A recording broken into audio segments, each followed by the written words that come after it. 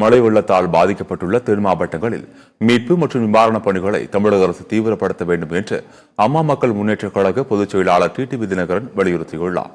சேலத்தில் செய்தியாளர்களை சந்தித்த அவர் தென் மாவட்டங்களில் ஏற்பட்டுள்ள வெள்ளத்தால் பாதிக்கப்பட்டுள்ள மக்களை மீட்டு நிவாரணம் வழங்கும் பணியை அரசு தீவிரப்படுத்த வேண்டும் என கேட்டுக் கொண்டுள்ளார். நாடாளுமன்ற பாதுகாப்பு விவகாரத்தில் எம்பிக்கள் நீக்கம் செய்யப்பட்ட அறிவிப்பை மத்திய அரசு திரும்பப் பெற வேண்டும் என்றும் அவர் வலியுறுத்தினார். சேலம் மாடர்ன் தியேட்டர்ஸ் விவகாரத்தில் உரிமையாளருக்கு அச்சுறுத்தல் ஏற்படாதவாறு அரசு பாதுகாக்க வேண்டும் என்றும் டிடிவி தினகரன் கூறினார்.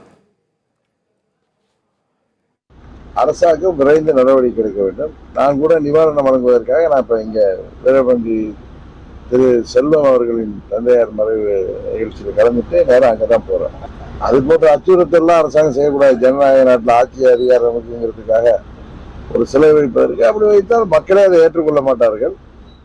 அமைச்சர் சொன்ன தகவலை நான் தொலைக்காட்சியில பார்த்துட்டு அந்த பதில நான் சொன்னேன். ஏன்னா ஆட்சி இருக்கிற இடத்தை தாண்டிதான் அவரோட ப்ராப்பர்ட்டி இடத்துக்கு. ஆமா ஆமா அதை வந்து அரசு பராமரிக்கணும்னா அவரோட இடத்துக்கு போறது வழி என்ன அப்படின்னு அவர் கேட்கிறாரு. ஏற்கனவே அது அந்த இட ஓனருக்கு எந்த பிரச்சனையும் இல்லாமல் அரசாங்கம் அவர்களுக்கு எந்த தொந்தரவு கொடுக்காம இருக்கணுங்கிறது தான் எல்லாருடைய எதிர்பார்ப்பு.